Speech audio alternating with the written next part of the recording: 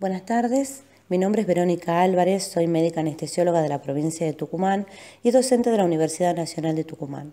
Gracias a la invitación del doctor Juan Manuel Sánchez, quien es docente adscripto de nuestra carrera de posgrado universitario para médicos residentes en anestesiología, puedo hoy acercarles a ustedes una propuesta para abordar el manejo del dolor del paciente crítico con una herramienta más al arsenal terapéutico que emplean en la actualidad, como son los bloqueos regionales.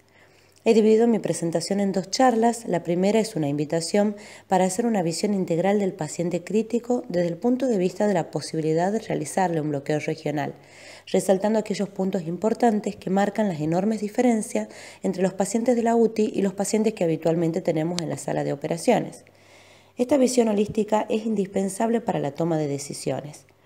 En la segunda charla evaluaremos los componentes y las consideraciones de la técnica de anestesia regional que actualmente se encuentra en vigencia en prácticamente todas las terapias intensivas del país, como es la analgesia espinal y el empleo de catéteres espinales. Empezar por epidemiología no es redundar cuando la casuística es tan preocupante. En la actualidad, varios millones de pacientes en todo el mundo pasan por las unidades de cuidados intensivos por año. De ellos, aproximadamente un tercio son admitidos para cuidados intensivos postquirúrgicos después de una intervención quirúrgica, sea esta electiva o de emergencia. Los 2/3 restantes corresponden a cuadros clínicos no vinculados a cirugía. Sin embargo, lo interesante es que sean o no pacientes quirúrgicos, entre el 50 y el 70% de los pacientes críticos refieren haber sufrido dolor de intensidad moderada a severa durante su estancia en las unidades de cuidados intensivos. Existen múltiples causas de dolor. Partamos de las enfermedades subyacentes al momento del ingreso a la unidad, como pueden ser un politrauma, infecciones, cuadros de postoperatorio, disfunciones orgánicas o entre otros, y a ellos agreguemos los que son los cuidados de enfermería, como aspiración del tubo endotraqueal, la movilización, sea para la higiene o por una cuestión de sitios de apoyo, fisioterapia, la inmovilización prolongada que también genera dolor, y los métodos invasivos a los cuales sometemos a los pacientes todos los días, sean estos de monitoreo, diagnóstico o tratamiento. Sin duda, el método considerado más confiable para la evaluación de la intensidad del dolor del paciente y de la respuesta a la analgesia que nosotros le estamos brindando es el autorreporte, es decir, la indicación por parte del enfermo usando como recurso las escalas objetivas, sea una escala visual analógica, numérica, descriptiva. Sin embargo, a menudo es difícil o imposible cuantificarlo al dolor en el paciente crítico, ya sea porque éste se encuentra bajo ventilación mecánica invasiva o no invasiva, porque se encuentra inconsciente o porque tiene alterado el sensorio por los diferentes fármacos que suelen administrarse en la unidad. Todo esto va a dificultar o va a imposibilitar la aplicación de estas escalas. Para ello, la observación de las respuestas comportamentales como la expresión facial, la agitación, la postura o los parámetros hemodinámicos que van a darnos una manifestación de la respuesta fisiológica al estrés que está sufriendo el paciente pueden constituir nuestra única posibilidad de evaluación del dolor, pero esto sucede con un gran margen de error. ¿Qué sucede en la actualidad? Para la analgesia se ha propuesto el manejo multimodal basado en la utilización de medicamentos y técnicas que controlan los diferentes receptores, vías y mediadores que regulan el dolor desde los receptores periféricos hasta el sistema nervioso central. Entre ellos, nuestro arsenal incluye AINES, opioides, anticonvulsivantes, antihiperalgésicos, antagonistas NMDA, antidepresivos, anestésicos locales, entre muchos otros fármacos, y como terapia no farmacológica tenemos acupuntura, TENS, terapia física local. Como dijimos, la valoración del dolor es compleja. Ahora, ¿son estas estrategias multimodales suficientes para controlar el dolor en nuestros pacientes? Y lamentablemente, la respuesta es no. El manejo objetivo y óptimo no es una realidad en la totalidad de los pacientes, quedando la mayoría de ellos con un tratamiento inadecuado e incompleto al dolor. Pero entonces, ¿cuál es el rol de los bloqueos regionales en un paciente crítico? Existen pocos datos publicados acerca del uso de la analgesia regional en las UTI, lo que dificulta la decisión en base a la evidencia. La mayoría de los trabajos tienen limitaciones vinculadas a que están basados en casos clínicos, estudios de corte, opiniones de expertos o extrapolación de trabajos que han sido realizados fuera de la UTI. Sin embargo, las técnicas regionales tienen el potencial de reducir o eliminar la respuesta fisiológica al estrés quirúrgico y al trauma, disminuyendo las complicaciones y mejorando los resultados globales del paciente, y eso no está en discusión.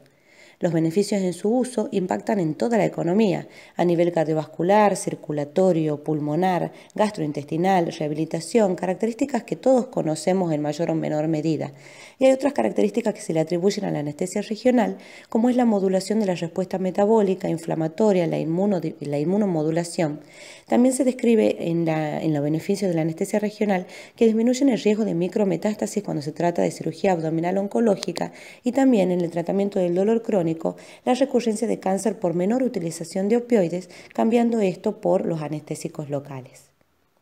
Sin embargo, los enfermos en cuidados intensivos a menudo tienen contraindicaciones, como alteraciones de la coagulación, hipovolemia grave, inestabilidad hemodinámica, dificultad para la evaluación neurológica y en la ejecución técnica, y todo esto condiciona el uso de la analgesia regional y obliga a una cuidadosa evaluación del riesgo-beneficio.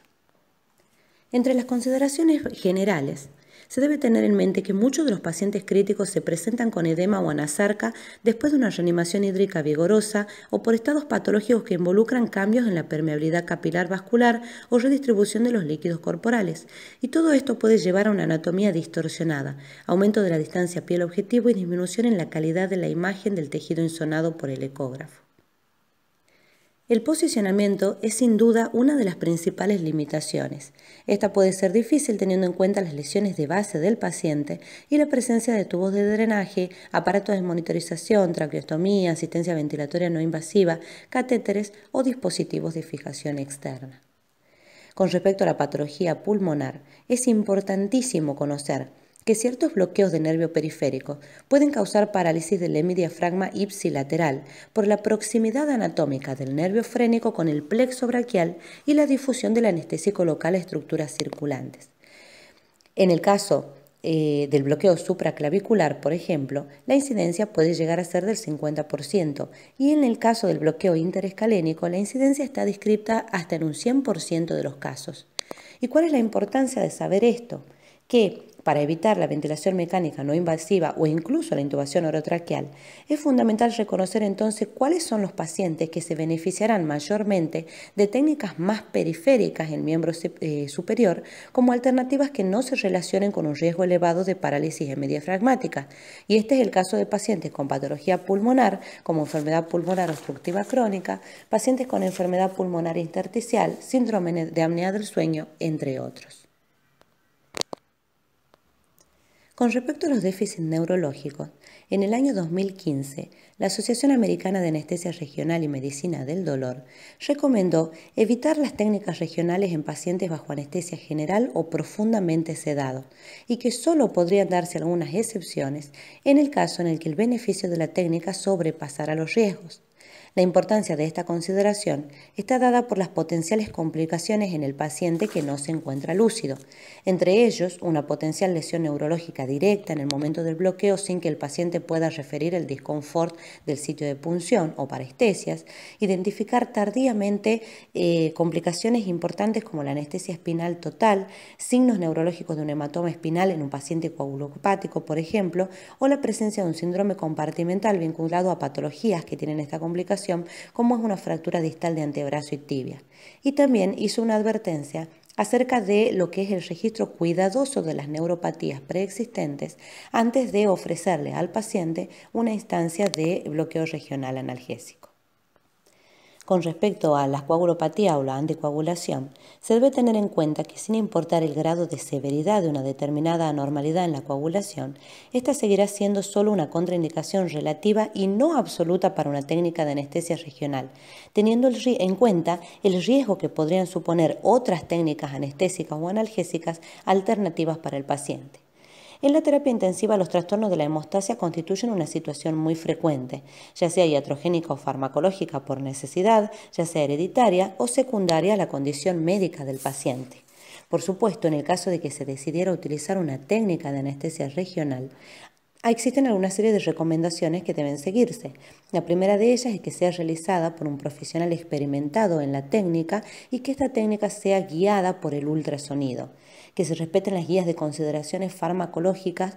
cuando estamos frente a un paciente que está consumiendo, le estamos administrando fármacos que alteran la hemostasia, sean estos antiagregantes plaquetarios, anticoagulantes, fibrinolíticos u otros. También tratar de respetar o de conseguir niveles mínimos de parámetros de laboratorio que establezcan niveles de seguridad para procedimientos invasivos. Y finalmente, priorizar técnicas de bloqueo regional periférico con ubicaciones anatómicas fuera del neuroeje y distales a complejos vasculares mayores. Los pacientes de la UTI suelen tener disfunciones orgánicas, sean estas reversibles o no. Los diferentes grados de insuficiencia hepática, cardíaca o renal suponen una completa variabilidad de la farmacología de los anestésicos locales. El grado de unión a proteínas puede verse alterado con la consiguiente proporción de fracciones libres activas, el trastorno en su metabolismo, la eliminación renal retardada, la disminución del umbral de excitabilidad del sistema nervioso central a los anestésicos locales, hacen que pacientes que se encuentren en falla renal, hepática o con gasto cardíaco bajo presenten mayor predisposición a la toxicidad por anestésicos locales. Todas estas variaciones obligan a la titulación y a la reducción de las dosis totales a emplear de un fármaco que va, según la disfunción que tenga el paciente, entre un 10 y un 50%, fundamentalmente si se planean estrategias de infusión continua. Con respecto al riesgo de infección, que siempre se vincula a la colocación más que a la realización de bloqueos únicos, al mantenimiento y a la permanencia de un catéter, por ejemplo, hay dos consideraciones importantes que hay que destacar. La primera de ellas es que además de las bacteriemias o de las infecciones puntuales, de la sepsis del paciente, a la mayoría de los pacientes de la terapia tenemos que considerarlos inmunocomprometidos, ya sea porque tienen antecedentes de diabetes, porque son pacientes oncológicos o porque realizamos tratamientos con fármacos inmunomoduladores como pueden ser, por ejemplo, los corticoides. Por lo tanto, es necesario valorar siempre el riesgo-beneficio en cada paciente, porque si bien las complicaciones infecciosas son muy poco frecuentes, suelen ser muy graves. El segundo punto es que es muy importante recordar que en la unidad de cuidados intensivos se deben mantener los mismos estándares de asepsia para la colocación de cualquier técnica de bloqueo regional como se realiza en la sala de cirugía o en el quirófano. Bueno, ahora bien, habiendo realizado una evaluación global del paciente crítico, vamos a la parte práctica, porque no es pequeño el número de situaciones clínicas y de pacientes que podrían beneficiarte con las diferentes técnicas de anestesia regional. Empezando por lo más sencillo, no debe menospreciarse la infiltración convencional subcutánea con anestésico local para procedimientos dolorosos como la colocación de catéteres arteriales, de catéteres venosos sean estos centrales o catéteres periféricos mayores a 16G, porque son situaciones dolorosas, las punciones lumbares, las ventriculostomías, la colocación o el mantenimiento de la tracción por halo o puertos de tracción esquelética. En el caso de la vía aérea, podemos emplear la anestesia regional para procedimientos diagnósticos o terapéuticos como puede ser una fibrobronquioscopía o un lavado bronquialveolar o también para la instrumentación de una vía aérea dificultosa, sea que pretendamos la intubación de un paciente vigil, que queramos hacer una vía aérea retrógrada, una crico o una traqueostomía. En el caso de que el paciente se encuentre en asistencia respiratoria mecánica con intubación endotraqueal, podemos acceder a la instalación del anestésico local por medio del tubo endotraqueal para disminuir las molestias. En el caso de que nosotros queramos instrumentar la vía aérea, la recomendación es bloquear a los 3 nervios que proporcionan la inervación completa de la vía aérea superior, como son el nervio glosofaringio, el laringio superior y el laringio recurrente. En el caso del nervio glosofaringio, si bien están descritas las punciones y las inyecciones de anestesia local debajo de los pilares subamigdalinos, esto tiene una complicación muy frecuente y muy grave por la cercanía anatómica que existe con la arteria carótida y otros grandes vasos que se encuentran en las fauces, por lo cual la recomendación actual es el bloqueo del nervio glosofaringio por vía oral mediante la instilación en fauces del anestésico local por medio de spray, de aerosol o de nebulizaciones. El nervio laringio superior se realiza mediante una técnica bastante sencilla que debe realizarse de forma bilateral. Y finalmente, cuando queramos bloquear el laringio recurrente, se va a realizar una punción transtraqueal a nivel de la membrana cricotiroidea. Con respecto al dolor torácico, las indicaciones son múltiples. Entre ellas, desde la simple colocación de un tubo de tórax, el tratamiento del dolor en fracturas costales múltiples, patologías infecciosas como el herpes zóster, toracotomías, esternotomías o cualquier cirugía torácica abierta, como así también el control del dolor crónico como es el dolor post-toracotomía. De igual forma, los abordajes suelen ser numerosos. Entre ellos podemos describir al bloqueo intercostal, que puede realizarse por una punción única o múltiple. La recomendación nos obliga a realizar siempre un bloqueo de un espacio intercostal por arriba y por debajo del sitio doloroso. Podemos acceder también a bloqueos paravertebrales que constituyen una alternativa muy importante cuando se encuentra contraindicado por algún motivo el bloqueo peridural o cuando anatómicamente es muy difícil realizarlo. Otra ventaja que tiene el bloqueo paravertebral es que nos permite colocar un catéter para hacer analgesia de forma continua y que nos permite hacer un tratamiento para patologías unilaterales sin tener la repercusión de una peridural que implica a ambos lados del tórax. Bueno, el bloqueo peridural lo abordaremos con mayor profundidad en la segunda charla, pero lo que es importante, que quiero que quede muy en claro, es que la analgesia brindada por vía peridural representa actualmente el gol estándar para la mayoría de las patologías del dolor torácico, fundamentalmente cuando lo asociamos a la colocación de un catéter y que nos permite hacer un mantenimiento de la analgesia continua durante el tiempo que el paciente lo necesite. En el caso de abdomen, las indicaciones van a estar involucrando patologías o procedimientos que alteren la pared abdominal, sean herneoplastias, eventroplastias, laparotomías medianas, supra, infraumbilicales, incisiones extensas, también así patologías o procedimientos que involucren a las vísceras abdominales o pelvianas, sean estas digestivas, urinarias, renales, ginecológicas. Sirven tanto para el tratamiento del dolor agudo como el crónico, de procesos oncológicos o no oncológicos, sean estos inflamatorios o infecciosos, como puede ser en el caso de una pancreatitis, y por supuesto lo que es el manejo del dolor mixto, que tenemos como ejemplo prototipo el dolor postoperatorio. Los abordajes, al igual que en tórax, pueden estar representados por anestesias espinales, peridurales únicas o con colocación de catéter, bloqueos autónomos como el bloqueo del plexo celíaco y también una técnica que se emplea muchísimo en la actualidad es el bloqueo del plano transverso del abdomen. Este es un procedimiento simple de realizar, que tiene una curva de aprendizaje muy corta, que consiste en la identificación ecográfica del plano anatómico situado entre el oblicuo interno y el músculo transverso, depositando a nivel de la línea axilar media el anestésico local, que nos proporciona para el paciente una analgesia que puede estar aproximadamente durando entre 18 y 24 horas. En el caso del bloqueo de miembro superior, por medio del bloqueo regional se pueden intervenir en procedimientos dolorosos agudos o crónicos, también de etiología oncológica o no oncológica, cuadros que sean quirúrgicos o cuadros de etiología clínica, como podemos describir a la causalgia o el síndrome regional complejo, que son patologías dolorosas muy difíciles de tratar, lo que son los síndromes de miembro fantasma, y también así la posibilidad de realizar fístulas arteriovenosas en los pacientes insuficientes renales que así lo necesitan. Los abordajes también son así de variados. Tenemos bloqueos que van a distintos niveles. A nivel cervical tenemos bloqueos autónomos como el bloqueo del ganglio estrellado, el bloqueo interescalénico que tiene su indicación en la patología dolorosa de hombro y de húmero proximal, el bloqueo supra e infraclavicular que sirve para lo que es el dolor a partir de húmero distal y mitad de antebrazo, y finalmente cuando la dolencia se encuentra desde el antebrazo hacia la mano,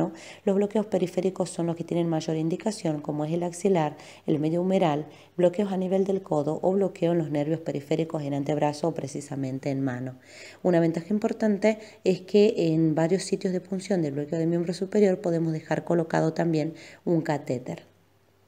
En el caso del miembro inferior, las patologías son prácticamente las mismas, las indicaciones son las mismas. Acá vamos a sumar lo que es la cirugía ortopédica, el trauma severo en miembro inferior, y también la diferencia que podemos hacer, lo mismo que el miembro superior, que diferente de mantener una analgesia espinal que bloquearía ambos miembros, tenemos técnicas que permiten realizar el manejo del dolor unilateral del miembro. Entre los abordajes podemos describir lo que es el bloqueo, el espinal subaracnoideo o epidural, el bloqueo femoral o ciático, popliteo, tibial posterior y los diferentes bloqueos que existen de tobillo, pie y antepié. Finalmente, si bien lo que es el manejo de catéteres va a ser el objetivo de la próxima charla, quería dejar aclarado algunas de las principales ventajas que ofrece la analgesia brindada por la colocación de un catéter. La principal ventaja y la principal indicación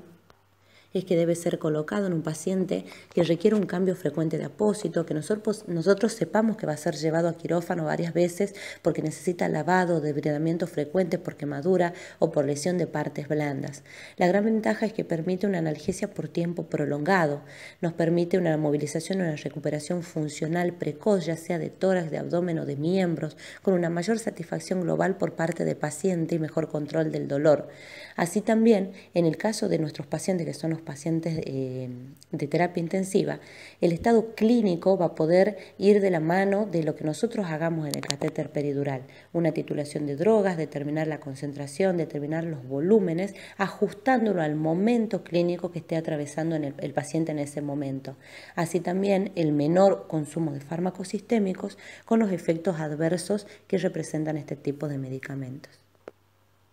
Ya para finalizar, quería dejarles en claro que la anestesia regional debe ser vista como eficaz y segura en el paciente crítico. El problema es que estas técnicas están infrautilizadas por ausencia de educación y por falta de